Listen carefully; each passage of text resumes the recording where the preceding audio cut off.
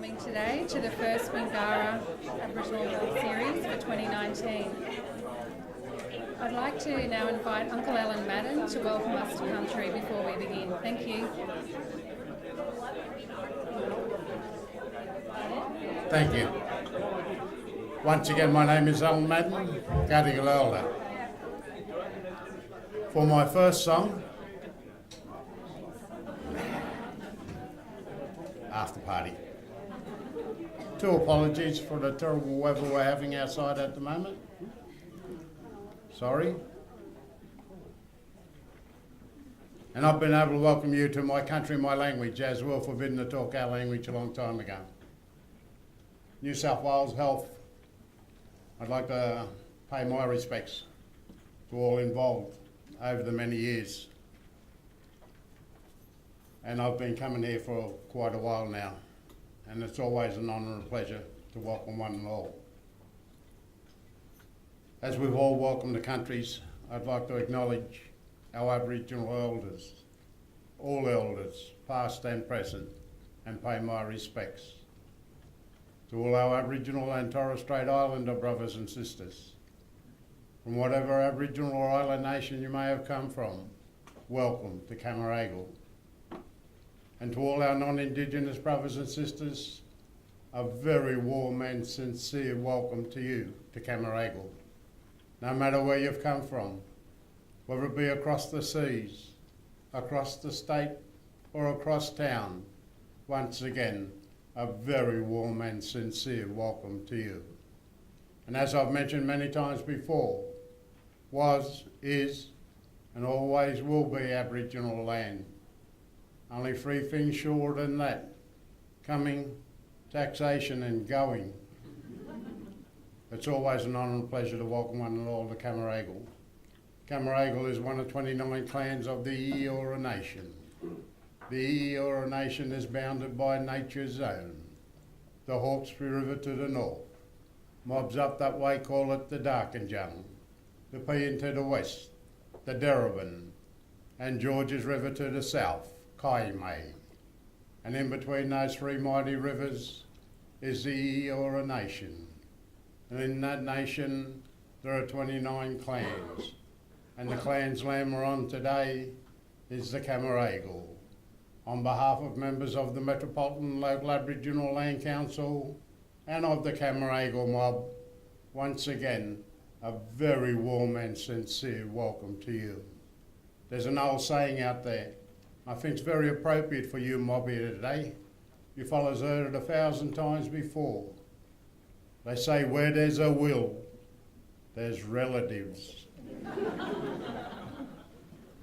So once again, on behalf of Land Council and of the Camaragal mob, welcome, welcome, welcome.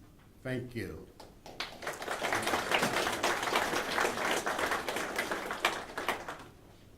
Thank you, Uncle. So thank you all again for coming today to the first Wingara for 2019. And I'd like to acknowledge also the Camaragal people of the Eora Nation and pay my respects to elders past and present. I'd also like to acknowledge all Aboriginal colleagues in the room today and our Aboriginal colleagues on Skype and all colleagues who are joining us on Skype today as well. So, as you know, this is probably now the fourth Wingara session that we've had in the ministry. We ran them last year, but just to reiterate that the aims of Wingara are to bring visibility to Aboriginal health related issues and develop the capacity of all New South Wales health staff to better understand Aboriginal health and culture. And it is our goal in the Centre for Aboriginal Health to share with you our knowledge and experience and to bring you Aboriginal colleagues from across the state who are here to speak and share their knowledge and experience as well. And today, I'm really excited to introduce our speaker, who I've known for a long time, Raylene Gordon, who is the Chief Executive Officer of the Aboriginal Health and Medical Research Council in New South Wales. Raylene is a proud Kamilaroi woman, and prior to working at the HMRC, Raylene was also the CEO of Awabakal Aboriginal Medical Service in Newcastle. So today we have asked Raylene to come and speak to you about the Aboriginal community controlled health sector and the importance of that sector in terms of bringing culturally safe and secure health services, primary health services, to Aboriginal communities in New South Wales. Raylene's background is in health and education and has had many years' experience in driving change in both areas at the community level. Raylene believes her skill set fit best with the community sector where accountability, transparency and innovation are required on a daily basis. And as Raylene says, the community sector is where you see the smallest of things make the biggest difference. So now I'd like to invite Raylene to come and speak with us and share her experiences. Thank you.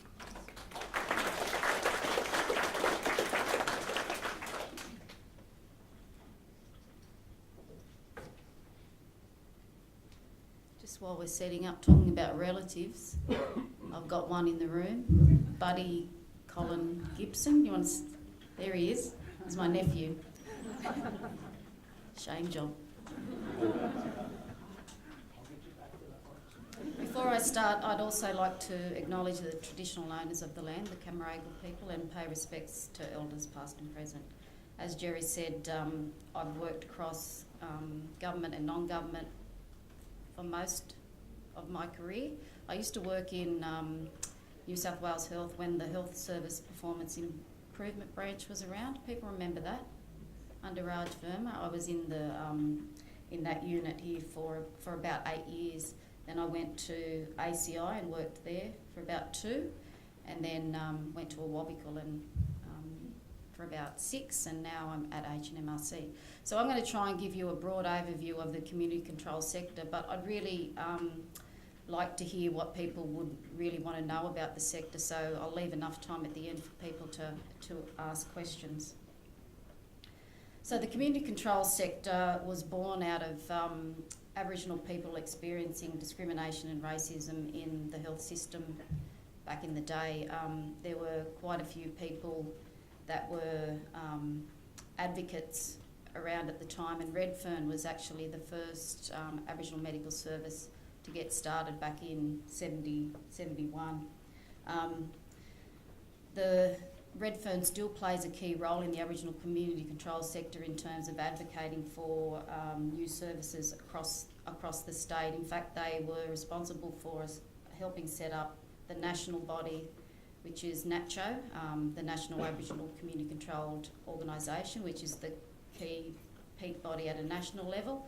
And they also were the first to advocate to start Aboriginal Health and Medical Research Council at the state level. So Redfern, in the history of community control sector, is a very significant organisation and really built the foundations for what we have today. The concept around community control is important to understand in our sector because many of our boards are made up of community people, and that's the way the movement started back in 71. So boards of Aboriginal people in local communities got together and advocated and started a service. There's now around 49 of those across New South Wales. This concept of community control is something that I think it's a strength, but it's also proven to now under the government regulations seen as a weakness. So on many boards you will have elders, mixes of community people who've worked and advocated long and hard.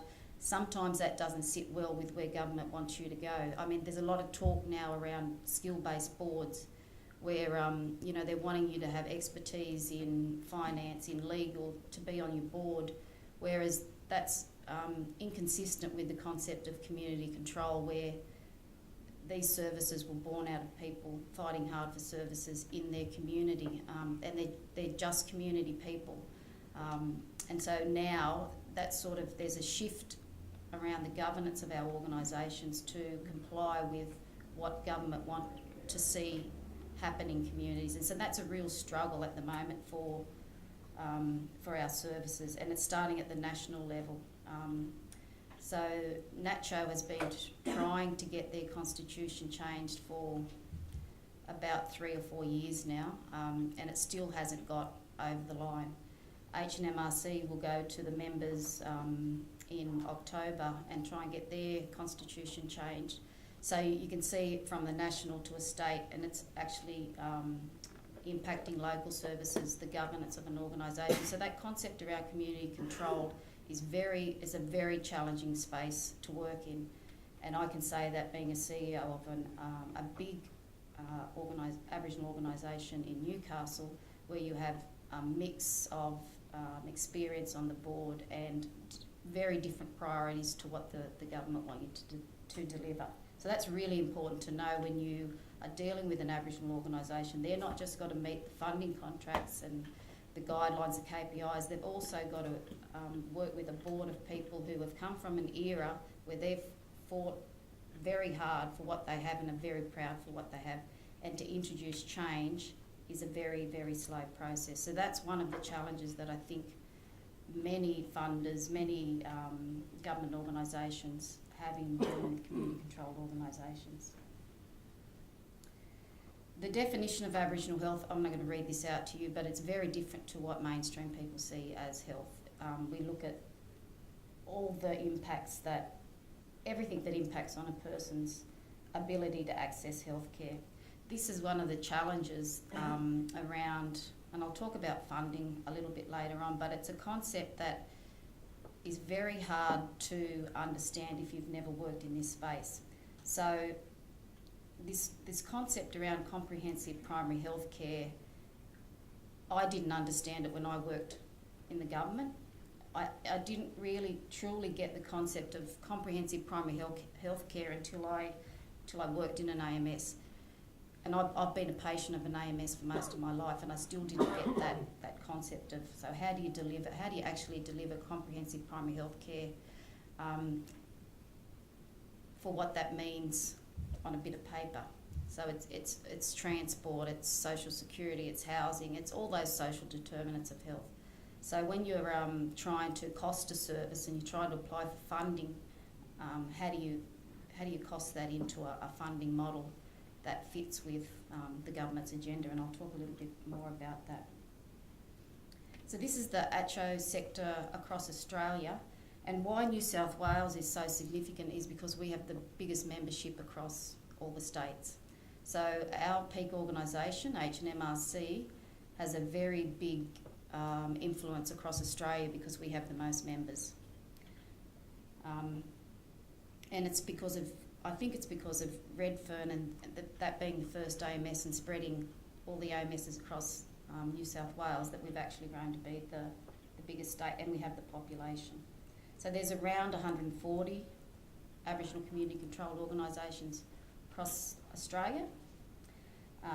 We are the largest employer of Aboriginal people of any other industry, and that again has its challenges with health. I'll talk a little bit more about that. And there's 49 member services in New South Wales.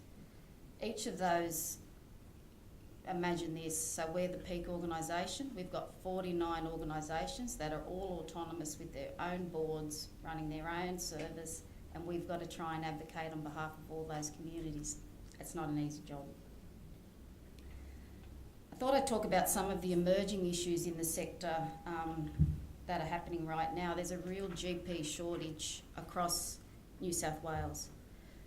Even on, so the North Coast, the Central Coast and Newcastle can't get GPs to the sector.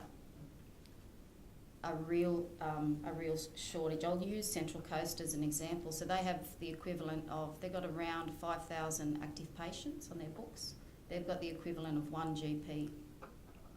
So they've got four GPs, but they all work part-time, and so they've got the equivalent of one, and that's because GPs can earn more money in mainstream practice. So they want to help. So they're doing their stint in an AMS, but they've actually got to put food on the table too. So they're choosing to work across the two settings. So that trying to get GPs in the sector it's a national issue, and one that requires a lot of attention. One strategy that the sector's trying to do is recruit registrars and hopefully keep those registrars. The other thing we're trying to do is set up a locum service where we can actually get doctors out to the likes of Walgett and Burke and areas that don't have a GP. And that's really relevant when I talk about the funding model, because if you haven't got GPs, you can't claim Medicare, so you're not actually sustainable. The other thing that's happening in our space is the Aboriginal health practitioners. So there's a real push on Aboriginal health workers becoming Aboriginal health practitioners. So all the push is towards the clinical model in our sector, and that's because the clinical model attracts money, it attracts Medicare. But at the same time, what's happening is, so if everyone's moving clinical, who's doing all the wraparound service work, the follow-up, the transport, the Centrelink, the housing? That there's actually a gap that's being created in the sector because the push towards Medicare is creating that business model that's not consistent with comprehensive primary health care. So that's a real issue.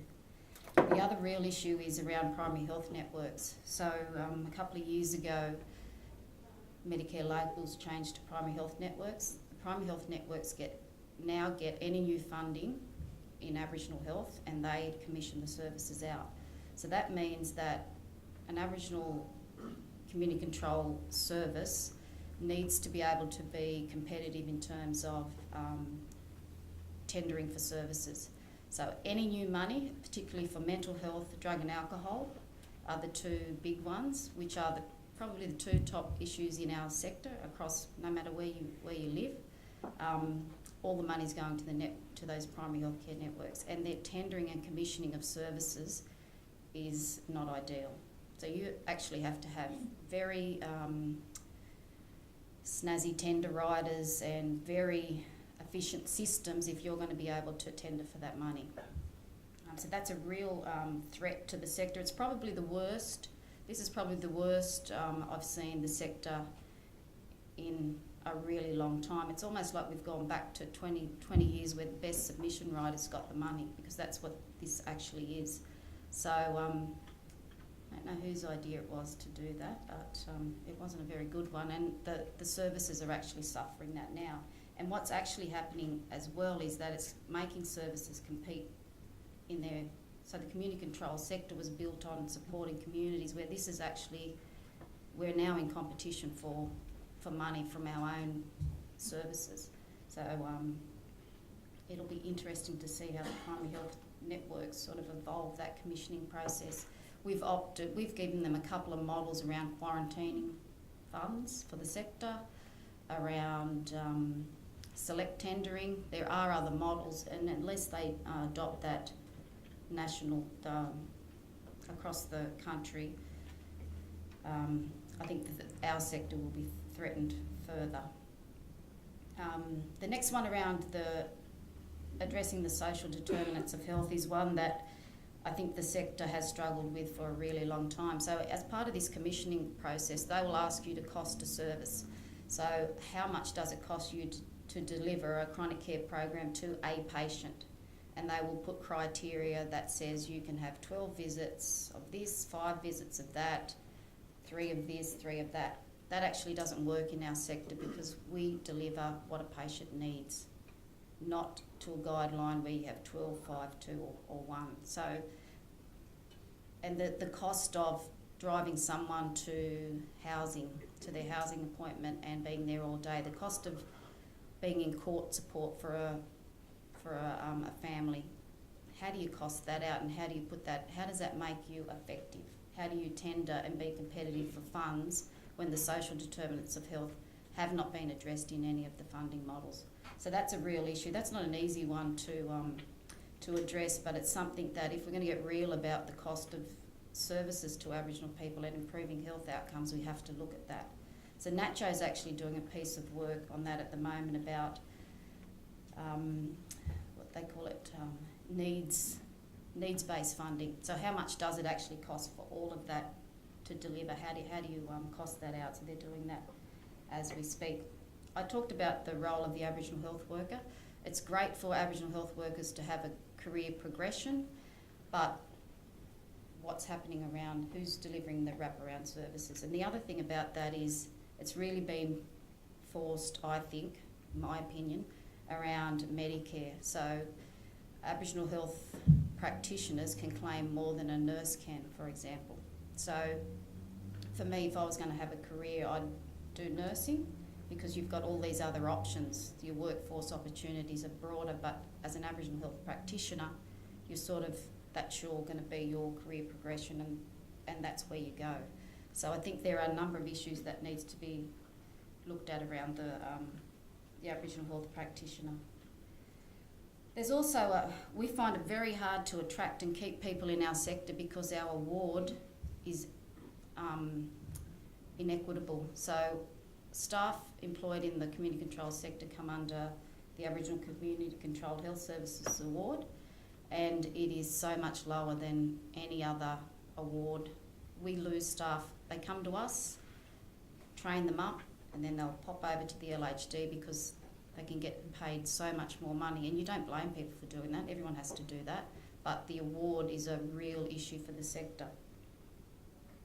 And I don't think you can always pay above award rates, and most services do, but I think that sends the wrong message that if you work in the community control sector, you're less skilled, you're worth less money. So I think that is an issue that needs to be addressed as well. And when we're talking about workforce needs, a lot of people forget that they're looking at the clinical model around the clinicians and the allied health, but there's actually boards and managers that need to be considered in our sector, because it takes a team of people to care for one person. So it's not just about that clinical model.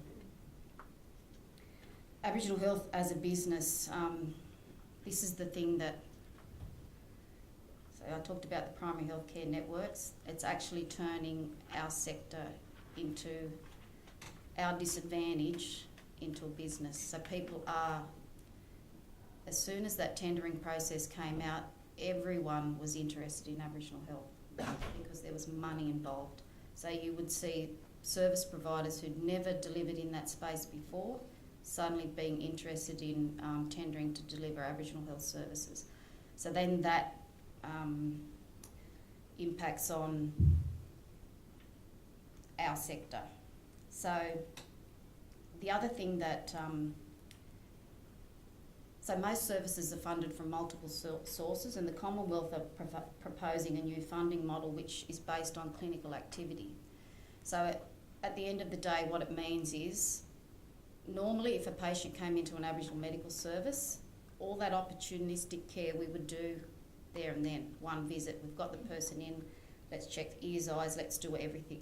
What the funding model, and you could claim all of that. So that means that you could account for the clinician's time. What the new funding model is proposing is that you get paid for one visit. No matter what happens in that consult or in that visit to the AMS, that's one occasions of service. So what it's actually encouraging you to do, if you think about it from a business point of view, is do what you were going to do today. They come in for a sore toe, fix the sore toe, but don't check ears, eyes, don't do a health check, don't do any of that. Make them come back tomorrow, because then that you can count that then and then. That's the new funding model they've put forward, which is so against the comprehensive model of care. So that funding model is being put on hold for 12 months because it just got so much backlash that they're reviewing that at the moment. But what it means is that services will have to actually think more. They'll have to deliver care differently, which is not what we want to do. We want to deliver care, comprehensive care, the way we've done before. And what it also pushes is this reliance on Medicare. We are never going to be able to address Aboriginal health issues and get outcomes just on Medicare. So we do need a mix of grant funding and Medicare. So everything is pointing towards make more money, get more business systems in place, because you'll need your Medicare. You're never going to be able to deliver Aboriginal health just on Medicare. The commissioning process I talked about before is really, it's affecting services in a way that's not healthy, and it's attracting providers to Aboriginal health that they're not best placed to deliver Aboriginal health services. And the other area that's happening is the other thing that's happening in the sector is that because there's such a threat to the environment, to the funding model, services are actually looking at what other business can they get into. Aged care is a big one, and so is NDIS, and so is out-of-home care. So you'll see across New South Wales there are a number of services who have moved into delivering aged care, NDIS and out-of-home care. Big providers of those services. That's because not necessarily, it's because you have to look at different revenue streams now. You have to look at how your business operates. It's no longer just about health. All these other areas are providing other revenue streams for services, so they're looking into those to be sustainable. The compliance with all of those services is through the roof. To deliver NDIS, to deliver aged care, out-of-home care, the compliance is massive. So again, that ups your what we call back-of-house services, you know, your administration services, so it's taken away from service delivery. So it's a real, the industry is changing. This is the funding model that I talked about.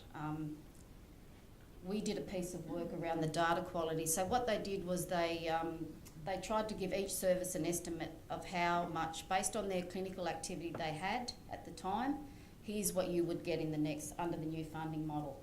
What they found was that depending on the system that you had in place, whether it was best practice, Communicare or medical director, there was a 28% difference in the activity that was being recorded based on the system that you had. So that affected 28% of your funding. So the data quality is not good enough to even run the funding model that they're proposing. So 28% could be, you know, 280,000, which is a lot of money to a small service. So it's there's real data quality issues, and like I said, the reliance on Medicare it's not ideal. It's good, but it's not. It's a revenue stream. It should be looked at as a revenue stream and not as the sole funding model. So in terms of HMRC, our job is to make sure all those 49 services with their own boards and their own communities run well. And it's also to support mainstream organisations to improve their health outcomes as well. And the other thing the HMRC was established for is to be the leading provider of training for Aboriginal health workforce needs. So we've got a registered training organisation in Little Bay, and that runs all the training for the sector. What we're looking at right now, I thought I'd just give you a brief overview of what the HMRC is working on at the moment. Currently we operate like this, so we have 12 regions across the state. There's one director from each state that comes and represents their communities on our board, and our constitution is tied to that model. What we're doing at the moment is looking at consolidating our regions down to 4 and having 2 directors from each region make up our board. So that would be in line with what the government's now calling good governance. And we think it's a better way to do things. So we're actually looking at how a state-based organisation delivers services on a regional basis. And if you look at most state-based organisations, they have regional offices. So HMRC is looking to move in line with that, which could fit closely, in most cases it fits closely with the LHD structure and the PHN structure. So we think that that'll allow for better working relationships.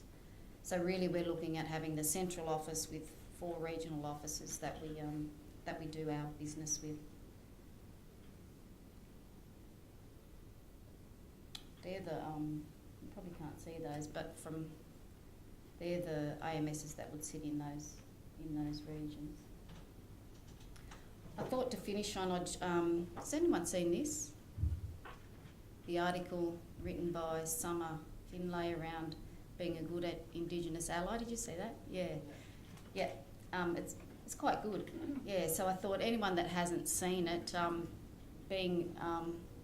you're all here today. You're obviously interested in Aboriginal health, Aboriginal issues. I thought this was one of the better articles I've seen around for a while about non-Aboriginal people being advocates for for Aboriginal health. So yeah, I thought I'd just put that one in there, and yeah, if you wanted to have a look at it, you could. That's the end of the formal presentation, but I am happy to take questions if anybody would like to. Thank you for your presentation.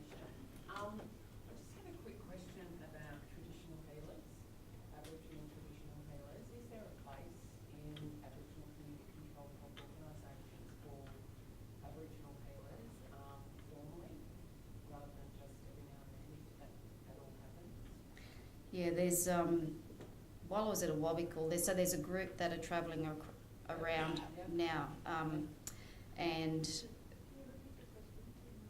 was around Aboriginal healers. Is there a place in this Aboriginal health sector space for traditional healers? Really, Particularly in primary healthcare networks, yeah? Or primary health. in primary health, Yeah. yes, yeah. So at a Wobbical, we use them.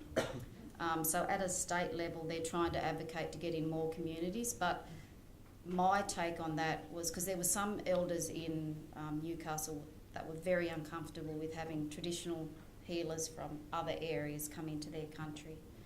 And so we made it by choice, but I actually had a session, unbelievable. Yeah. And unless you've actually experienced traditional healers, yeah, it was Holistic, yeah? beautiful. Yeah, but it is a community by community basis. So they approached us at HMRC and said, help us get into New South Wales. We think there's a real need here. Yeah, we couldn't do that because it's really by community. Same as bush medicine. We've had people approach us and say, would you promote our product? We can't do that either because we're not, that's a community thing as well. Yep. Someone else must have a question. I mean, normally in any kind of primary healthcare, you think that having a good relationship between the patient and the GP is kind of core, and then you explain how that's completely atomized really, because it's just a bunch of part-time GPs. So isn't that something that needs looking at, how you develop that relationship? Yeah, it does. Yep, it does. And that, the use of locums and that, not ideal. And what's happening with the reliance on Medicare. So everyone knows about the Aboriginal Torres Strait Islander health check. Yeah. Everyone is promoting that health check that should be done by your regular GP. And that's because of that relationship. So you shouldn't go to a normal practice and just have a health check because it's not your regular GP. It's about that relationship with your GP. It's a bit hard when you don't, one, have GPs, two, don't have regular GPs, and three, if you go, what's happening is a lot of Aboriginal people who attend mainstream or GP practices, they're ticking them off as having a health assessment, and the patient doesn't even know it. And so what's happening is that they're claiming the $214 that you can get from doing a health check on an Aboriginal person, and then the Aboriginal person's coming back to the AMSs for all their wraparound care that we can't claim for because it's being done at another practice. So yes, the GP shortage and the GP relationship, yeah, it's a state-based. If they can't get them in North Coast and Newcastle and Central Coast, how are they going to get them in Burke and Bree? And so it's a real. We are working with the national bodies on that, but it's a bigger question about why GPs don't want to come to the sector. That's the question. Because I don't think there's a shortage of GPs. There's a shortage of GPs wanting to work in the sector. Why is that? Why is that? What do you think? Why do I think? What do you think? Yeah, I think pay is one part of it, and I think the sector's been moving towards. So there's one AMS I know that pays a percentage of billings to their GPs. So there's that incentive to have that to be comparable with the mainstream sector. But to do that, you need to have very sophisticated systems in place to be able to work out what a GP is worth at the end of the day, what they've made and what they've billed, billed in Medicare, and then they get a percentage of that. I think money's one part.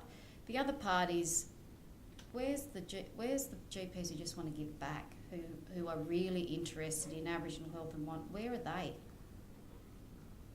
They're in our sector now, but there's not enough of them.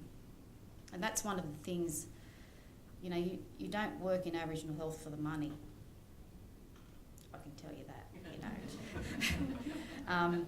So where are it's a bigger question about, you know, the training of doctors and registrars having a good experience in the sector and all of that. It's multiple things. I think it's more than money. Yeah. Well, we have, you know, on average over the last 4 years, I think, around 16 Aboriginal doctors going into our system. And that's interns. Obviously, they do their time and they leave and they either go, you know, back to interstate or into the private sector, as you know. I'm wondering whether there's any opportunity to have, you know, partnerships with LHDs while those Aboriginal students or doctors are doing their intern, whether they can actually do some time in the AMSs across New South Wales. They're pretty much located across all of our areas. Never been discussed? Not to my knowledge, but I think we spoke with Kerry about some workforce issues yesterday. I think it's something that could be considered. I mean, the registrars that go through the sector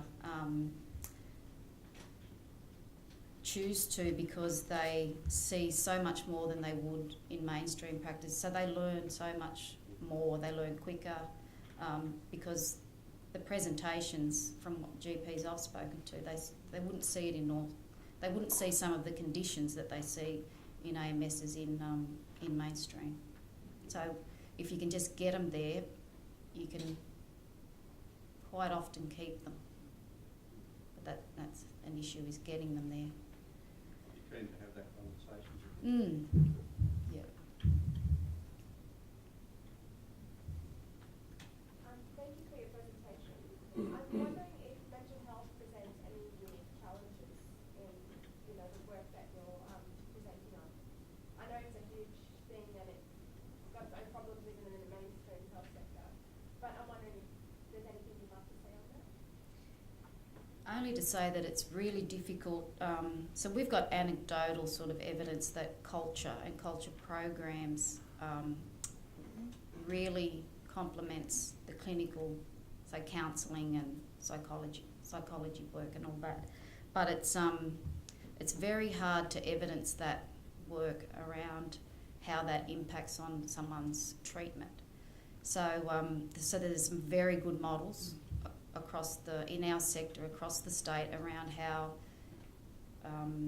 culture and traditional practices then complement sort of the clinical model, but it's not well documented or evaluated that actually is getting good runs on the board. So that's all I would say about most services are underfunded for mental health. That's a given. But the services who are funded and choose to fund cultural activities are often questioned about the impact of those. So if they want to run a men's group, if they want to take them out and do a camp, it's like, well, where's the outcomes? So that's a real issue. So it's not acknowledged, or that type of, I call it treatment, is not respected.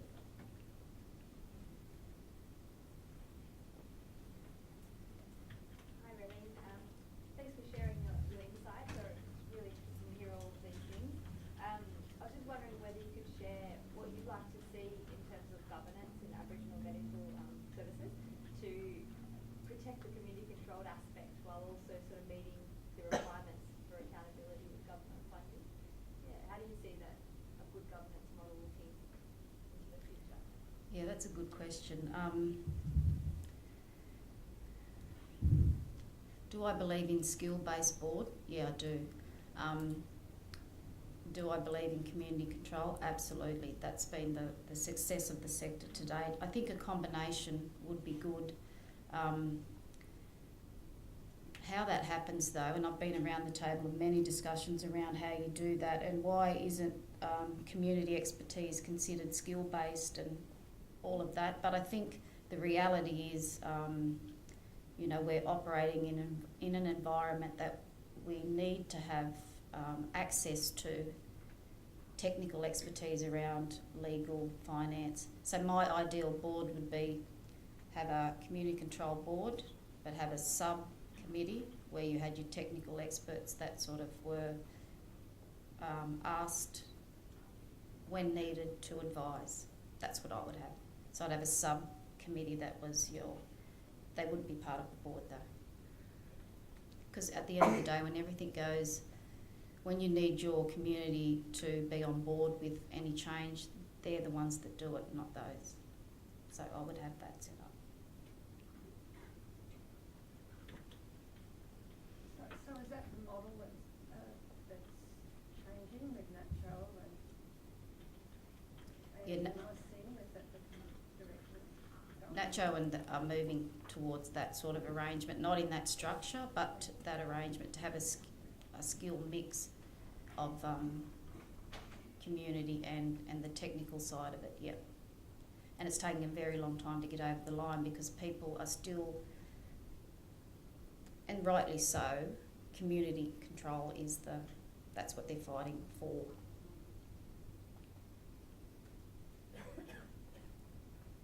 Done? Is that it?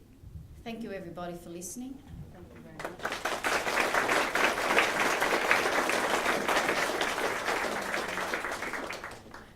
Thank you so much, Raylene. And, I think I might have said this before, but I really encourage anybody, any of our colleagues, both out in the LHDs and within the ministry, if you haven't been to an AMS, come with us on a visit because you really don't understand really the complexities and the challenges that AMSs face day to day in going about their business, and also the important role that they play in communities. Are so much more than a primary health service or an AMS. They're real hubs in the community that do all those wraparound things, and I think that we don't often recognise that and value that.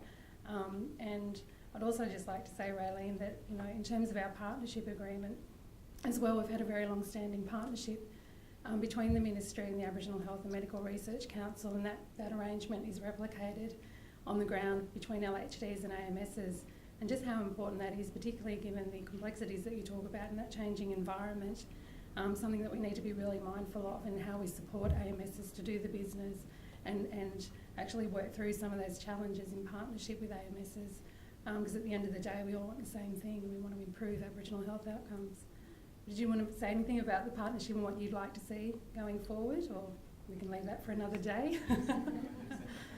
But and I thank you very much for sharing your experience today, and also the work that you're doing, the incredible work that you do and will continue to do, and we look forward to working with you in your capacity as the CEO of the HNMRC. And thank you everyone for coming today, and if you do have any feedback or further questions, I'd like to know a bit more about the Aboriginal Community Controlled Health Sector, drop us a line at our Centre for Aboriginal Health mailbox, or contact anybody in the centre, myself, and I can put you in touch with Raylene as well. Okay, thank you everybody.